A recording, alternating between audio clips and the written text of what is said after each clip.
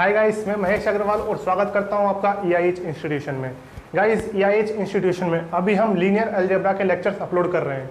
इसके साथ साथ लीनियर के साथ रियल के भी लेक्चर्स आ रहे हैं, वो पैरेलली आएंगे।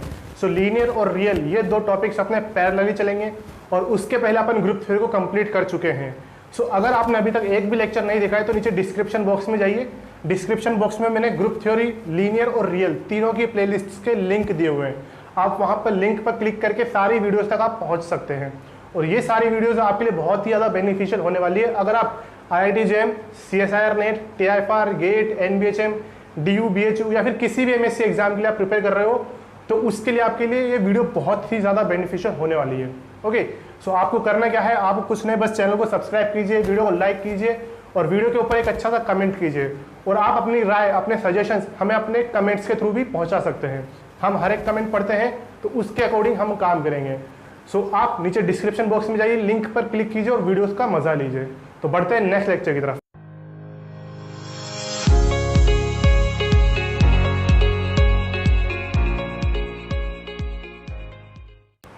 सो गाइस, लास्ट लेक्चर में अपन ने रैंक नलिटी थ्योरम देखी थी।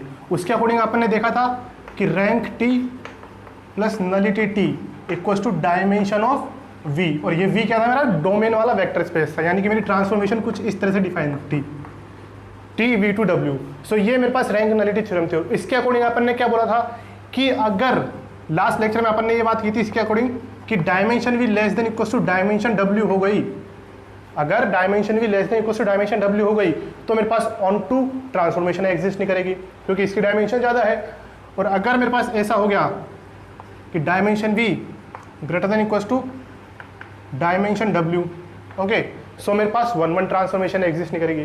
सो यहाँ तक अपन देख चुके थे। सो अब अपन देखेंगे लीनियर ऑपरेटर वाले में, ठीक है, उसमें क्या केसेस बनते हैं, लीनियर ऑपरेटर में अपन किस तरह से खेल पाते हैं। सो देखिए, उसको अपन एक थ्योरम बोल सकते हैं। So theorem is let T क्या है मेरा, V ओवर F से V डैश ओवर F। और आपको याद ही होगा कि फील्ड दोनों सेम क्यों होते हैं, मैंने अपने वीडियो में बताया है। Be a linear transformation where dimension V equals to dimension of V dash, ठीक है, यानी कि मेरे पास डोमेन और कोडोमेन दोनों की डायमेंशन क्या है, सेम है। Then transformation T is 1-1 if and only if T is on2, ठीक है। अगर 1-1 हो गई तो on2 होगा और अगर on2 हो गई तो 1-1 होगा। और ये किस केस में बोल रहे हैं अपन, जब dimension of V equals to dimension of V dash, ठीक है। सो अगर आपके पास कोई ट्रांसफॉर्मेशन गिवन है, उस ट्रांसफॉर्मेशन में डोमेन और कोडोमेन दोनों की डायमेंशन सेम है, तो सीधी सी बात है, अगर मेरे पास ट्रांसफॉर्मेशन 1-1 हुई तो पक्की बात है वो on2 होगी और अगर on2 हो गई तो 1-1 होगी, ठीक है। अगर दोनों में से एक भी हो गया ना तो दूसरा अपने आप हो जाएगा या फिर दोनों ही नहीं होंगे। इतनी सी बात समझ के रखो, ठीक है। लाइक कि T मेरा अगर मान लो R³ से R³ है, R³ ओवर R मतलब है ना, R³ ओवर R, इस तरह का मेरे पास ट्रांसफॉर्मेशन है। सो अगर मेरे पास ये 1-1 है, लाइक अगर मैं TXYZ को XYZ ही में डिफाइन कर दूँ, आइडेंटिटी ट्रांसफॉर्मेशन, ओके, डायमेंशन दोनों की सेम है, डायमेंशन दोनों की सेम है। सो ये आइडेंटिटी है 1-1 हो गई, ये क्या हो गई 1-1, क्योंकि इसकी नलिटी क्या हो गई 0, डायमेंशन ऑफ नल स्पेस इसकी 0 हो गई। सो ये 1-1 है तो ऑब्वियस सी बात है ये on2 भी होगी। क्यों होगी, क्योंकि डायमेंशन डोमेन और कोडोमेन दोनों सेम है। ये on2 है तो सीधी सी बात है ये 1-1 भी होगी। क्यों होगी, क्योंकि डायमेंशन ऑफ डोमेन और डायमेंशन ऑफ कोडोमेन सेम है। या तो दोनों एक साथ होंगे 1-1 on2, या फिर ना तो 1-1 होगी ना फिर on2 होगी, ठीक है। और एक किस केस में अपन कह पा रहे हैं, जब डोमेन और कोडोमेन दोनों की डायमेंशंस क्या है मेरे पास, सेम है, ठीक है, दोनों की मेरे पास डायमेंशन क्या है, सेम है। तो देखो, इसको प्रूव करने का बड़ा सिंपल सा तरीका है कि भाई T मेरे पास क्या है, V2V डैश, ओके। सो इसमें रैंक नलिटी थ्योरम लगा तो नॉर्मल, तो अज्यूम दैट कि मेरे पास T इज 1-1, T 1-1 तो मुझे प्रूफ करना है कि on2, फिर मैं क्या बोलूँगा कि T on2 है तो प्रूफ करूँगा मैं T 1-1 है, ओके। सो T11 है, इसका मतलब क्या हुआ, nullity of T 0। Last lecture में अपन ने बात करी थी इसके बारे में, नलिटी T 0 है, इसका मतलब क्या हुआ, तो अप्लाई करो, apply RNT, rank nullity theorem को अप्लाई करो। क्या बोलती है वो, rank T plus nullity T equals to dimension of V। ठीक है, इसको अज्यूम कर लो n, सो यानी कि ये n हो गई। नलिटी T कितनी है, 0 है। ठीक है, सो इसको 0 पुट कर दो। सो क्या बना मेरे पास, rank T equals to n, और ये n क्या है, डायमेंशन ऑफ V डैश, है कि नहीं है, कोडोमेन की डायमेंशन के इक्वल है कि नहीं है, बिल्कुल है। और जब अगर मेरे पास किसी ट्रांसफॉर्मेशन की रैंक अगर कोडोमेन की डायमेंशन के इक्वल आ गई तो क्या हुआ, वो ट्रांसफॉर्मेशन वो मेरी ऑन टू ट्रांसफॉर्मेशन हो गई। ठीक है, रैंक मेरी कोडोमेन की डायमेंशन के इक्वल है, इसका मतलब ट्रांसफॉर्मेशन कैसी है, onto transformation, implies that T is onto. क्या होगा, मेरा T ऑन टू होगा कब, जब मेरा T11 है। ठीक है, सिमिलरली अपन क्या करेंगे, अज्यूम दैट T इज 11 लिया था अभी, तो अभी अपन ले लेंगे ऑन टू, ऑन टू ले लिया। ओके, ऑन टू लेंगे, इसका मतलब क्या है कि मेरी रैंक ऑफ T किसके इक्वल होगी, कोडोमेन की डायमेंशन के इक्वल, और कोडोमेन की डायमेंशन कितनी है, n के इक्वल, यानी कि रैंक ऑफ T मेरी क्या होगी, n के equal. Okay, so apply RNT, यानी कि यहां तक पहुंच गया अपन। सो देखो बड़ी सिंपल सी चीज है, अपन रैंक नलिटी थ्योरम लगा रहे हैं बस।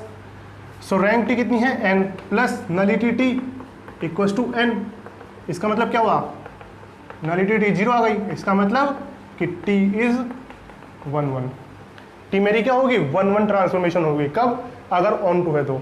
इसका मतलब अगर मेरे पास dimension of domain, dimension of codomain same है तो मेरे पास T 1-1 होगी तो ऑन टू भी होगी, और अगर ऑन टू होगी तो 1-1 भी होगी, या फिर दोनों ही नहीं होगी। ठीक है, तो इतना सिंपल था ये, बस रैंक नलिटी थ्योरम लगाओ और अपना आंसर निकालो, दैट्स ऑल। ठीक है, अभी जैसे ये एग्जांपल लेते हैं अपन, इसमें अपन एक एग्जांपल लेते हैं, तो अभी जो लिया था अपन ने वही ले लेते हैं, T R³ ओवर R से R³ ओवर R। ओके, तो सच दैट कि T X Y Z equals to Z Y X, ऐसा ले लो। ओके, सो अब मुझे ये चेक करना है कि मेरी ट्रांसफॉर्मेशन 1-1 है या नहीं है, ऑन टू है या नहीं है। अब देखो मेरी डायमेंशन ऑफ डोमेन और कोडोमेन दोनों सेम है, सो मुझे एक ही चीज़ प्रूव करनी है अब। तो सबसे अच्छा तरीका क्या होता है, अगर आप नॉर्मल ट्रांसफॉर्मेशन में देख रहे हो ना, तो सबसे अच्छा तरीका है कि आप नलिटी देखो, यानी कि नल स्पेस देखो। इसके बाद अपन मैट्रिक्स रिप्रेजेंटेशन पढ़ेंगे ट्रांसफॉर्मेशंस का, सो उसमें मैं आपको बोलूँगा कि उसमें आप रैंक देखो। ठीक है, जब अपन मैट्रिक्स बनाएंगे ना तो मैट्रिक्स की रैंक देखो, लेकिन जब आप ट्रांसफॉर्मेशन से रैंक या नलिटी निकालने की बात कर रहे हो ना, तो कोशिश करो कि आप नलिटी निकालो। ठीक है, नल स्पेस निकालो, क्योंकि नल स्पेस निकालना ज़्यादा आसान होता है, क्योंकि नल स्पेस की डेफिनेशन क्या होती है, NT की, भाई उसमें x एलिमेंट ऑफ V आएंगे, such that TX equals to 0, यानी कि ये TX इक्वल्स टू 0 करना है और फिर कंडीशंस निकालनी है आपको, x y z जो भी होती है। तो नल स्पेस निकालना आसान है अगर आप ट्रांसफॉर्मेशन से चेक कर रहे हो तो, बट अगर आप मैट्रिक्स से चेक कर रहे हो तो आपका रैंक निकालना ज़्यादा आसान है। ओके, सो यहाँ पे अपन चेक करना चाह रहे हैं कि मेरी T 1-1 है, ऑन टू है, या फिर दोनों ही नहीं है। सो देखो अब मैं इसकी नल स्पेस चेक कर रहा हूँ, तो n ऑफ T में कौन आएगा, वो x y z element of R³ आएंगे, एलिमेंट ऑफ R³ आएंगे, such that T of x y z equals to 0 0 0, इसको ऐसा ले लो। ओके, सो इसको 0 0 के इक्वल प्रूव हो गया। तो अब ये और ये ऑर्डर्ड पेयर सेम है, इसका मतलब क्या हुआ, ये चीज़ मेरे पास क्या रिजल्ट देती है कि z equals to 0, y equals to 0, x equals to 0, यानी कि मेरा ट्रांसफॉर्मेशन T 0 कब होगा, ट्रांसफॉर्मेशन T मेरे को 0 कब देगा, जब तीनों मेरे पास 0 होंगे, यानी कि इस तरह का अगर केस होगा ना, सिर्फ तभी मेरे पास 0 आएगा, इसके अलावा नहीं आएगा। इसका मतलब नल स्पेस ऑफ T में कौन लाई करेगा, सिर्फ 0 0 0 लाई करेगा, यानी कि मेरे पास NT क्या हो गया 0, तो इसकी डायमेंशन कितनी होगी, इसकी डायमेंशन यानी कि नलिटी T कितनी हो गई 0, नलिटी T 0 है, इसका मतलब T मेरा 1-1 है। और अभी अपन ने थ्योरम देखी, T अगर 1-1 हो तो T मेरा ऑन टू भी होगा, इसका मतलब ये T क्या है 1-1 plus onto. So onto check करना पड़ेगा आपको, नहीं करना पड़ा, सो ये होता है तरीका काम करने का। ओके, तो अगर डायमेंशन दोनों तरफ सेम है ना, तो मैट्रिक्स में भी सबसे अच्छा माना जाता है, यानी कि मैट्रिक्स को सॉल्व करना भी बहुत ईजी हो जाता है, ट्रांसफॉर्मेशन से निकालना भी बहुत ईजी हो जाता है। ओके, सो देखो इसी के बेस पे अपन कुछ रिजल्ट लिखते हैं कि let T V2W be a linear transformation such that कि dimension of V equals to dimension of W। Okay, so अभी मैं यहाँ पे कुछ कंडीशंस लिखूंगा, तो वो कंडीशंस एक दूसरे के इक्विवेलेंट है। इसका मतलब अगर उनमें से एक भी कंडीशन होल्ड कर गई तो वो सारी की सारी होल्ड कर जाएगी।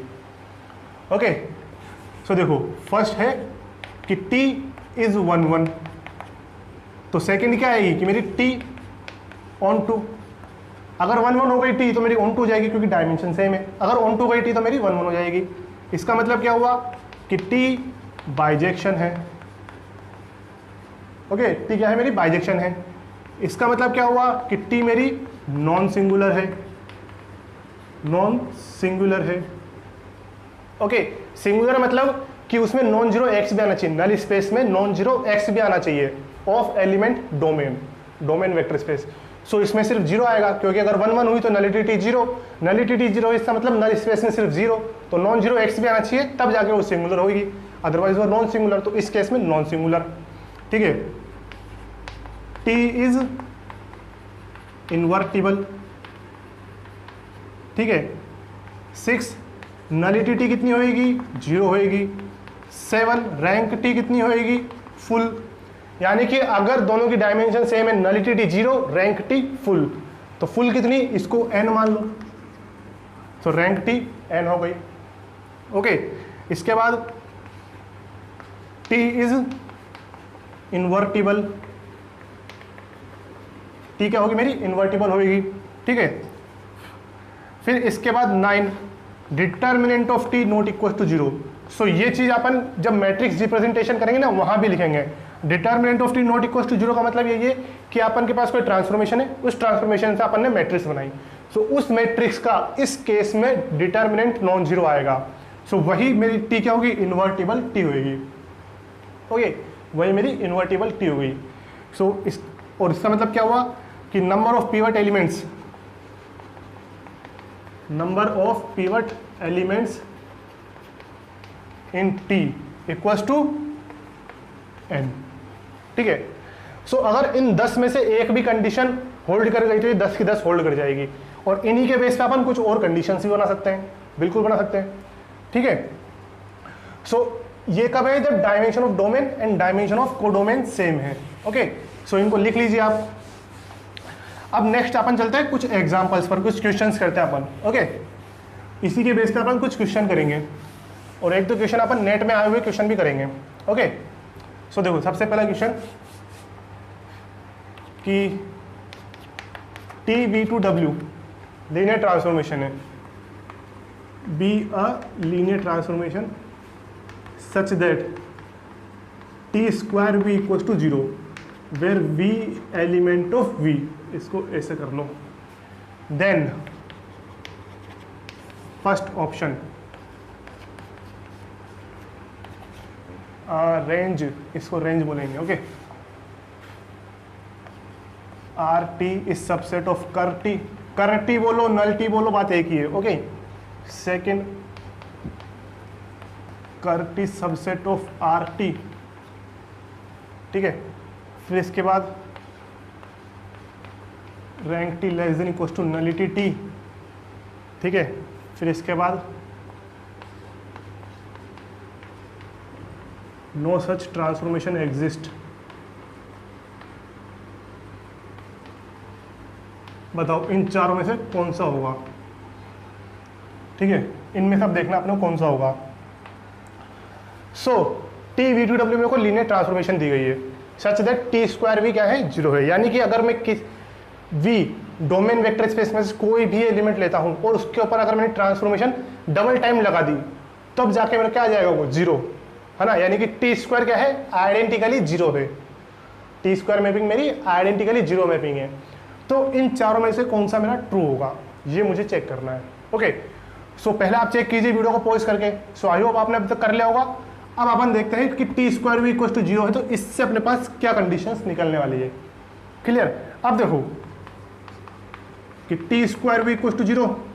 ओके, इसका मतलब क्या हुआ कि T of V equal to 0। Clear? अब टी ऑफ वी किसका मेंबर होता है? एलिमेंट ऑफ आर टी का होता है ना। टी ऑफ वी मेरा एलिमेंट ऑफ आर टी होता है। सो टी ऑफ वी की इमेज कितनी आ रही है? अब आर टी में ये एक एलिमेंट आ रहा है, इसको अज्यूम कर लो यू। सो यू की इमेज अंडर ट्रांसफॉर्मेशन टी कितनी आ रही? 0 आ रही है। आ रही नहीं आ रही? u की इमेज यानी कि t ऑफ v की इमेज अंडर ट्रांसफॉर्मेशन कितनी आ रही? 0 आ रही है। तो इसका मतलब क्या हुआ? ये u कहाँ पे लाई करेगा? वो कर t में, क्योंकि कर t में कौन लाई करता है? जिसकी इमेज 0 आ रही हो, जिसकी ट्रांसफॉर्मेशन 0 आ रही हो वही लाई करता है। सो इसका मतलब क्या हुआ कि t ऑफ v मेरे पास किस में लाई कर गया? वो कर t में लाई कर गया। ओके, सो अभी तक मेरा टी ऑफ वी किस में लाई कर रहा था? आर टी में, रेंज स्पेस में लाई कर रहा था, लेकिन अब वो नल स्पेस में भी लाई कर गया। इसका मतलब क्या हो गया कि आर टी मेरा किसका? कर टी का सबसेट है। ओके, आर टी मेरा कर टी का सबसेट है। तो ये ट्रू है, ये ट्रू नहीं है।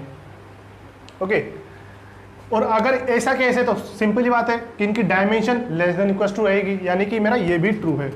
And no such transformation exist. अगर ही मैंने ये ट्रू बता दिया तो ऑब्वियस सी बात है कि ट्रांसफॉर्मेशन तो एग्जिस्ट करेगी, क्योंकि अगर ट्रांसफॉर्मेशन ये एग्जिस्ट नहीं करती तो कुछ ना कुछ तो दिक्कत होती। बट कोई प्रॉब्लम नहीं प्रूव करने में, यानी ट्रांसफॉर्मेशन तो एग्जिस्ट करेगी। चलो फिर भी आपके लिए यहाँ पे ट्रांसफॉर्मेशन भी दिखा देते हैं इस तरह की। ओके, तो ट्रांसफॉर्मेशन क्या हो सकती है? तो ट्रांसफॉर्मेशन बनाना सीखो। तो फाइनाइट में ले लो, सबसे अच्छा फाइनाइट में रियल, दोनों की डायमेंशन सेम ले लो। सेम नहीं भी लोगे तब भी कोई परवाह नहीं है, क्योंकि इसने बोला है नॉर्मल ट्रांसफॉर्मेशन है, तो आपको पता नहीं है कि कौन सी ट्रांसफॉर्मेशन है, तो आप कोई भी ले सकते हो इन जनरल। ठीक है, अपने को करना क्या है कि भाई टी स्क्वायर मेरे को 0 करना है। ठीक है, सो इस तरह का कुछ कर लो कि T of x Y equal to 0x, इस तरह का कुछ कर लो। यानी कि टी के अंदर एक एलिमेंट तो खुद ही 0 डाल दो और एक का कोऑर्डिनेट चेंज कर दो। ठीक है, तो इसका मतलब क्या हो रहा है कि आप x कोऑर्डिनेट को 0 और y कोऑर्डिनेट को x के रिप्लेस कर रहे हो। समझ में आ रही है? इस x y का ट्रांसफॉर्मेशन क्या हो रहा है कि x कोऑर्डिनेट को 0 कर दिया, इस x की जगह पे 0 कर दिया, और इस y की जगह पे y को किससे रिप्लेस कर दिया? x से रिप्लेस कर दिया। ओके, सो टी स्क्वायर मेरे पास क्या बनेगा? यानी कि टी ऑफ एक्स वाई, यानी कि टी ऑफ 0x। सो ये क्या आएगा मेरे पास? x कोऑर्डिनेट पर 0, तो ये 0 तो आएगा ही आएगा। फिर y कोऑर्डिनेट पर कौन आएगा? y कोऑर्डिनेट पर आएगा x, y कोऑर्डिनेट पे कौन? x, और इसके अंडर x की वैल्यू क्या है? 0। ये देखो, सो मेरा टी स्क्वायर 0 बना नहीं बना? आप x y कोई भी एलिमेंट लो, मेरे पास 0 आया नहीं आया? आ गया ना 0, यानी कि मेरे पास ऐसी ट्रांसफॉर्मेशन एग्जिस्ट करती है। क्लियर? सो इस तरह से अपने को काम करना होता है, इस तरह से ट्रांसफॉर्मेशन बना सकते हो आप। सो ट्रांसफॉर्मेशन बनाना आना चाहिए। जब अपन सिस्टम ऑफ लीनियर इक्वेशन पढ़ेंगे ना, उस टाइम पे अपन मैट्रिक्स बनाना सीखेंगे कि अपन के पास सिस्टम ऑफ लीनियर इक्वेशन में कोई कॉन्ट्रडिक्शन के लिए अपन को चाहिए एग्जांपल, काउंटर एग्जांपल चाहिए। सो उसमें मैट्रिक्स बनाना बहुत काम आता है। ठीक है, अपने मर्जी से कोई भी मैट्रिक्स ले लो और उस मैट्रिक्स से आप बहुत अच्छे से काम कर सकते हो। ठीक है, सो अपन एक क्वेश्चन देखते हैं जो नेट में आया हुआ है, नेट 2015 में, नेट जून 2015। सो गाइस ये क्वेश्चन है अपना नेट जून 2015 का। So consider non zero vector spaces v1 v2 v3 v4। 4 मेरे पास वेक्टर स्पेस दिए गए, v1 v2 v3 v4, and linear transformation φ1 कहाँ से कहाँ तक? v1 से v2 में, φ2 v2 से v3 में, φ3 v3 से v4 में। 3 मेरे पास लीनियर ट्रांसफॉर्मेशन दी गई है। ठीक है, तो यहाँ तक तो बात रही नॉर्मल बात है यहाँ तक। ठीक है, सच दैट, अब इसके बाद से खेल शुरू है अपना, सच दैट कि कर्नल ऑफ φ1 इक्वल टू 0। ठीक है, सो इसका मतलब क्या हुआ? कर्नल ऑफ φ1 इक्वल टू 0, यानी कि नल स्पेस 0 है, यानी कि नलिटी 0 है। सो इस तरह की चीज़ें दिमाग में हाथों हाथ चलती रहनी चाहिए। कर φ1 0 है, इसका मतलब, और फिर दूसरी बात यहाँ पर कोमा है, कर φ1 0, फिर दूसरी बात कि रेंज φ1 इक्वल टू कर φ2। यहाँ से मेरे को क्या पता चलेगा कि भाई rank of φ1 equal to nullity of φ2। ठीक है, सो ये सब चीज़ें दिमाग में चलती रहनी चाहिए। सिमिलरली रेंज फाई 2 कर फाई 3 दी गई है और रेंज फाई 3 मेरे पास V4 के इक्वल दिया गया है। ओके, देन इन चारों में से कौन सा ऑप्शन ट्रू है?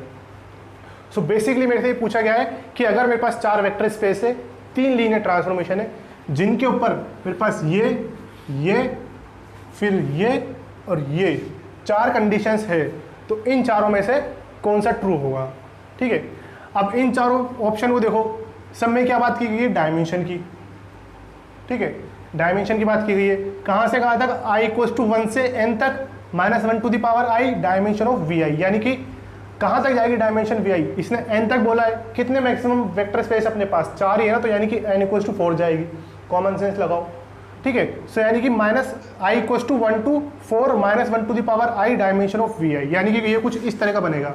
और देख लो हर किसी में इस तरह ये -1 to the power i dimension vi, इसमें बस i = 2 है, बाकी सब में i = 1 है। सो ये सब चीज़ें हैं क्वेश्चन से कलेक्ट करने वाली। क्लियर? यानी कि क्वेश्चन कुछ इस तरह का पूछना चाह रहा है ये कि i = 1 रखूँगा मैं, i = 1 पे -1 इंटू डायमेंशन v1, तो minus of dimension v1 plus dimension v2 minus dimension v3 plus dimension v4, ये मेरे पास कितना आता है? और अगर i = 2, यानी कि सेकंड ऑप्शन के लिए अगर मैं बात करूँगा तो मैं इस चीज़ को हटा दूंगा, तो सेकंड ऑप्शन में ये कितना आता है? मुझे इस तरह से चेक करना है कि इन चारों में से कौन सा करेक्ट है। सो देखो बात किस में कर रहे हैं?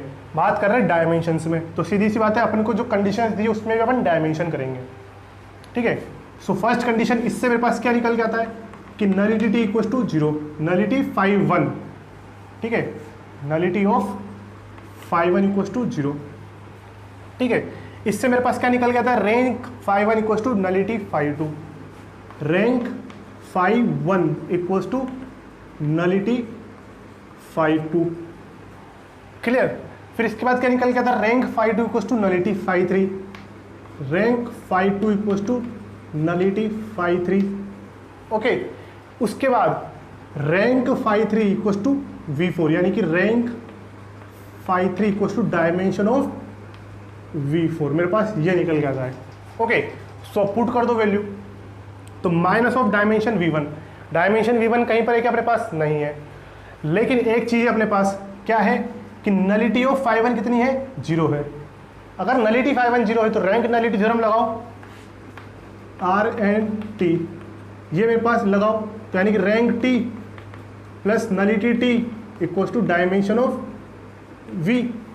ओके, सो नलिटी फाई 1 0 है, फाई 1 कहाँ से कहाँ है? V1 से V2 में, यानी कि रैंक फाई 1, लिखते हैं इसको पहले, rank phi 1 nullity phi 1 = dimension V, यानी कि फाई 1 ट्रांसफॉर्मेशन ये ना, सो फाई 1 के लिए V1 आएगा, यानी कि डायमेंशन ऑफ V1। अब नलिटी अगर 0 है तो इसका मतलब क्या हुआ कि रैंक फाई 1 मेरी किसके इक्वल होगी? डायमेंशन ऑफ V1 के इक्वल। क्लियर है? रैंक फाई 1 किसके? डायमेंशन ऑफ V1 के इक्वल हो गई।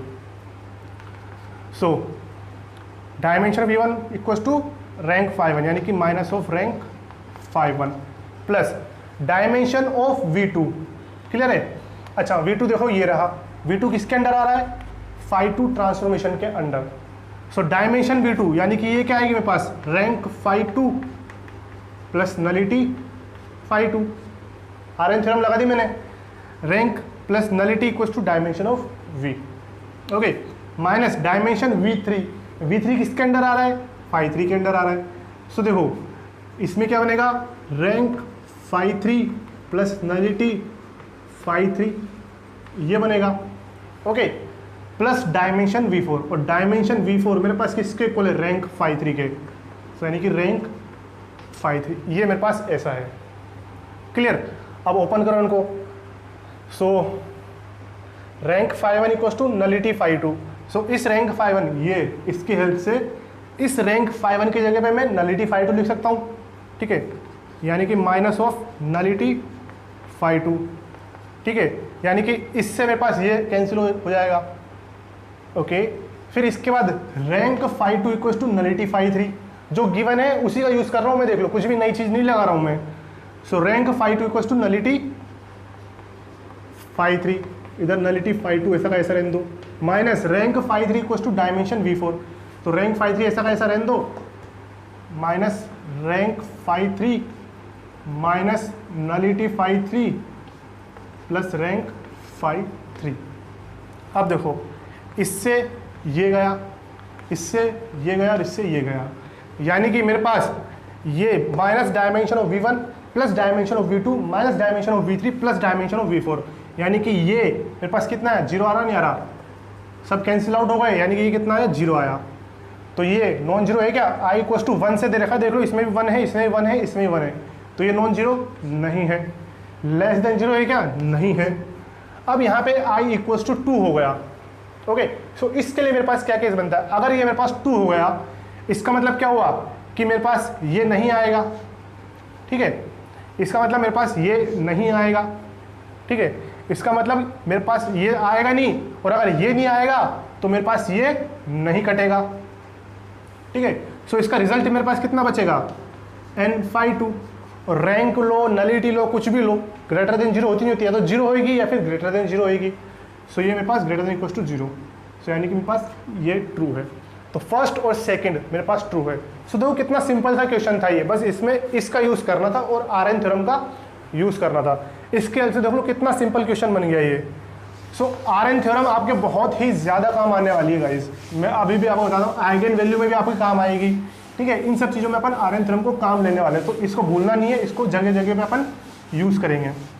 नेक्स्ट लेक्चर में अपने पास कंपोजिशन आएगा ट्रांसफॉर्मेशंस का, ओके, सो उसमें अपन देखेंगे, आगे बात समझ में। तो RN थ्योरम बहुत ही ज़्यादा इंपॉर्टेंट है। नेक्स्ट एक और क्वेश्चन है कि T मेरे पास MNR से लेके MNR में ट्रांसफॉर्मेशन यानी कि लीनियर ऑपरेटर है, सच दैट कि T of A equals to 0 when A is symmetric और एंटी-सिमेट्रिक।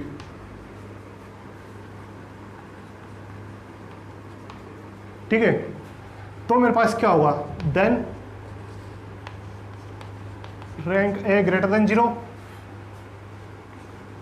रैंक T, ट्रांसफॉर्मेशन की बात करें ना अपन, rank T equals to 0, third nullity T equals to 0, fourth कि मेरे पास rank T equals to n, ये फोर्थ है अपना, okay, fifth rank T equals to n square. Okay, in 5 options में से मुझे बताना है कि कौन सा सही है या फिर कौन से सही है, मोर देन 1 भी हो सकते हैं, ठीक है। सो ट्रांसफॉर्मेशन को देखो, mn से mn में ट्रांसफॉर्मेशन है such that T of A 0, और कब 0 हो रहा है, जब मेरे पास A या तो सिमेट्रिक है या फिर एंटी सिमेट्रिक, ठीक है। अगर मेरे पास कोई मैट्रिक्स है तो सिमेट्रिक हुई या फिर एंटी सिमेट्रिक हुई, तो मेरे पास ट्रांसफॉर्मेशन क्या बन जाएगी, वो क्या रिजल्ट क्या देगी, 0 ट्रांसफॉर्मेशन देगी, ठीक है। सो इसमें अपन को ये चेक करना है। अच्छा, जब अपन ने डायरेक्ट सम पढ़ा था उस जगह में मैंने आपको एक चीज़ लिखवाई थी, क्या, कि every matrix is direct sum of symmetric matrix and anti symmetric matrix, ठीक है। यानी कि मैं इसको ऐसा कर सकता हूँ कि अगर मेरे पास ये A सिमेट्रिक है, B एंटी सिमेट्रिक है, तो इनके डायरेक्ट सम से मैं हर एक मैट्रिक्स को जनरेट कर सकता हूँ मैं, ठीक है। इनके सम से मैं हर एक मैट्रिक्स को जनरेट कर सकता हूँ अगर मेरे पास एक सिमेट्रिक है और एक एंटी सिमेट्रिक है। सो इसमें यहाँ पर वो वाला कॉन्सेप्ट लगेगा। सो वही कॉन्सेप्ट यहाँ पे लगाते हैं। तो T of A equals to 0 मेरे पास कब आ रहा है, जब या तो मेरे पास मैट्रिक्स सिमेट्रिक है या फिर एंटी सिमेट्रिक।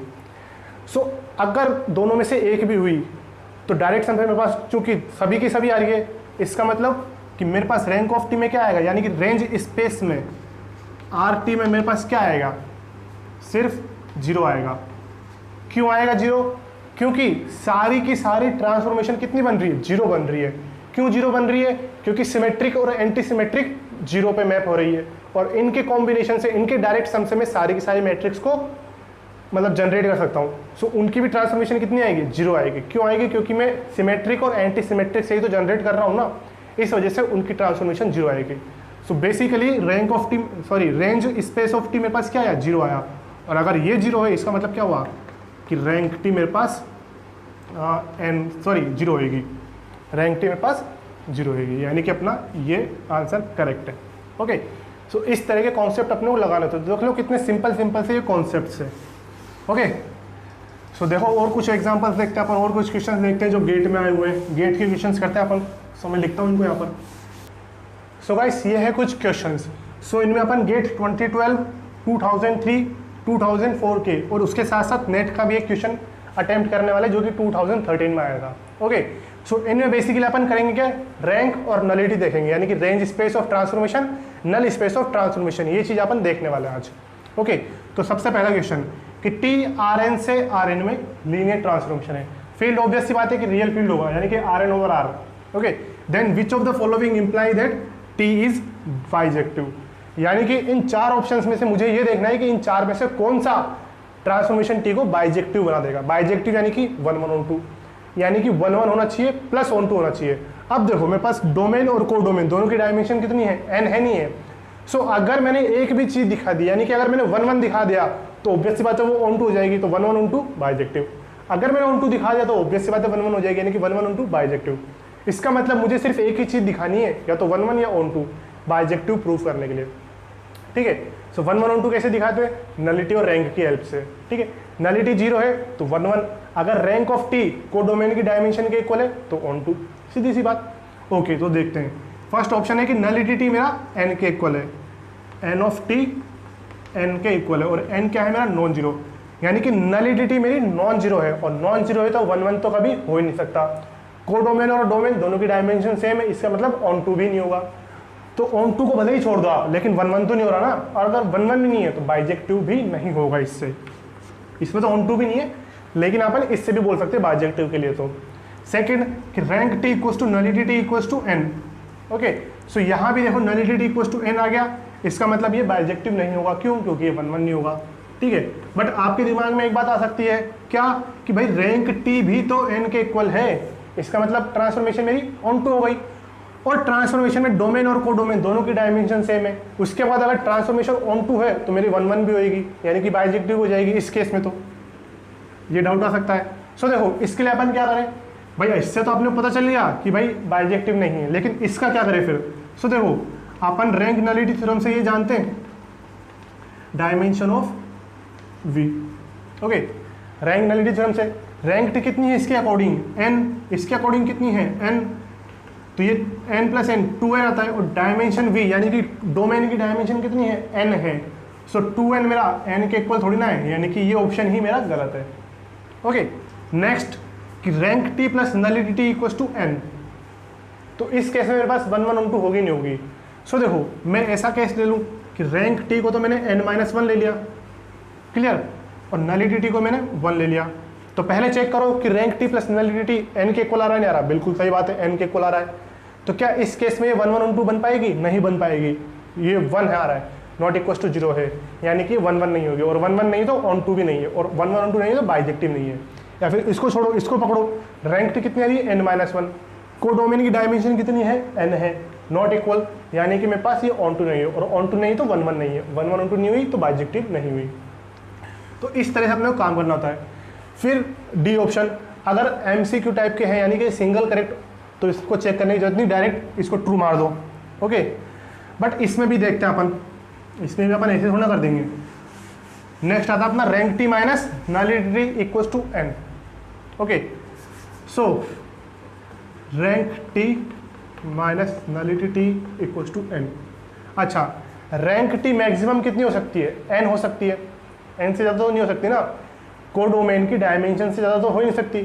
ठीक है, और अगर इन दोनों में से किसी एक की डायमेंशन कम है तो वो उससे कम होएगी, यानी कि जैसे t मेरी Rm से Rn पर है, दोनों अलग अलग है, तो रैंक ऑफ t मेरी less than equals to minimum of m, n।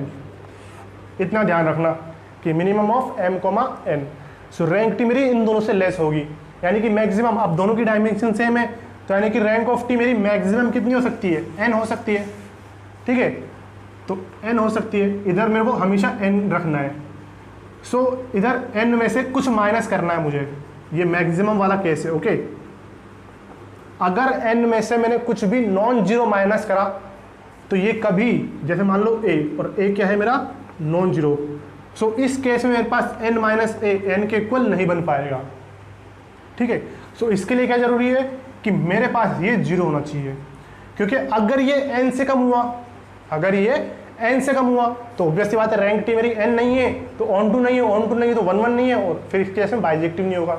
सो इसके लिए मुझे n को, ये रैंक टी को मुझे पूरा n रखना पड़ेगा मैक्सिमम, और अगर ये मैक्सिमम है सो नलिटी टी को जीरो होना ही पड़ेगा, क्योंकि अगर नलिटी टी नॉन जीरो हुई, नलिटी टी अगर नॉन जीरो हुई तो ये n माइनस ए कभी भी n के इक्वल नहीं होगा।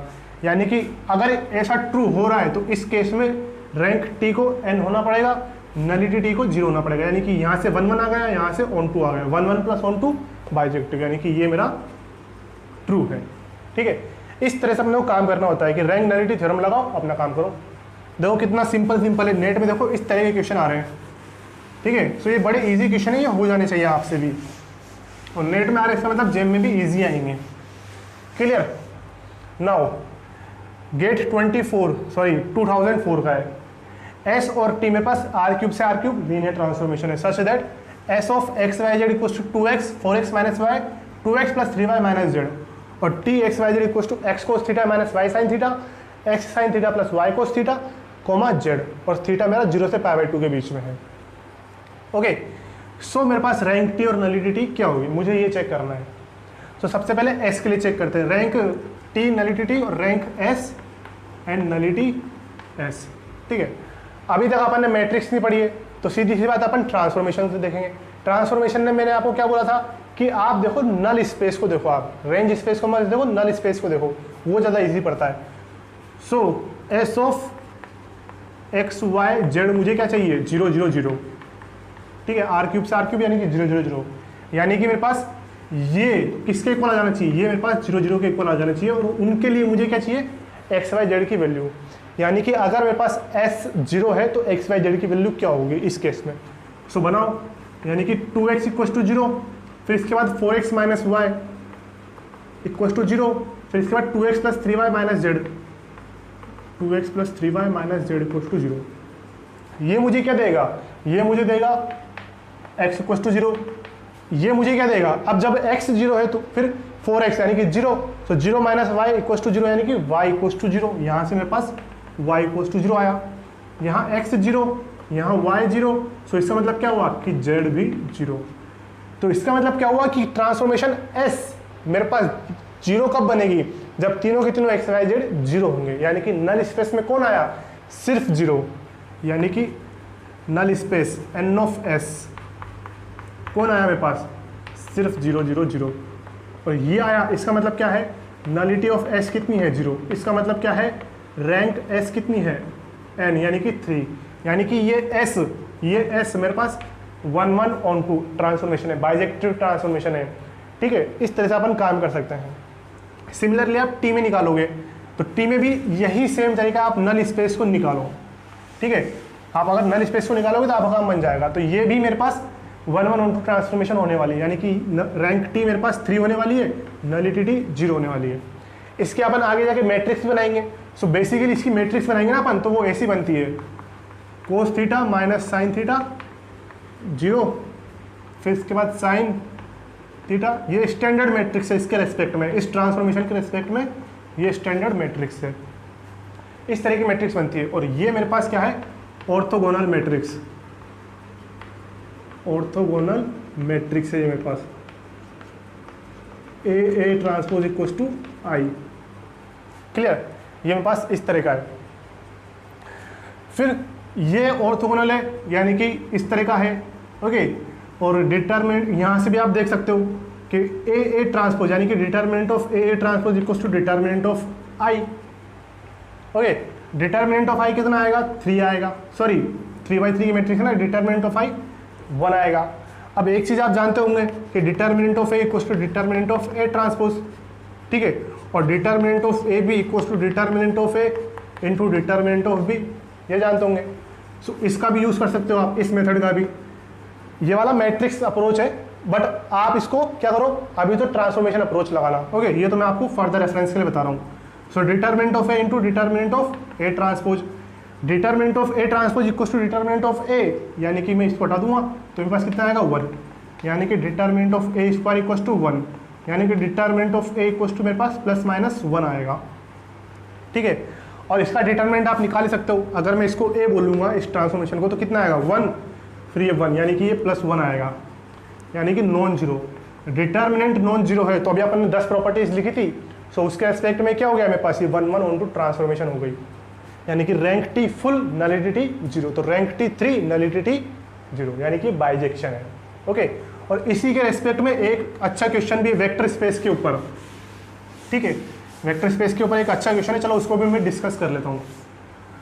सो इसकी मैट्रिक्स अपन ने बनाई ली है टी के रेस्पेक्ट में। ओके, इस मैट्रिक्स को मैं एम नाम दे देता हूँ, कोस थीटा माइनस साइन थीटा 0, ये साइन थीटा, एक सेकेंड, कोस माइनस साइन, यहाँ पे माइनस साइन, ठीक है, और इधर कोस, फिर 0 0 1।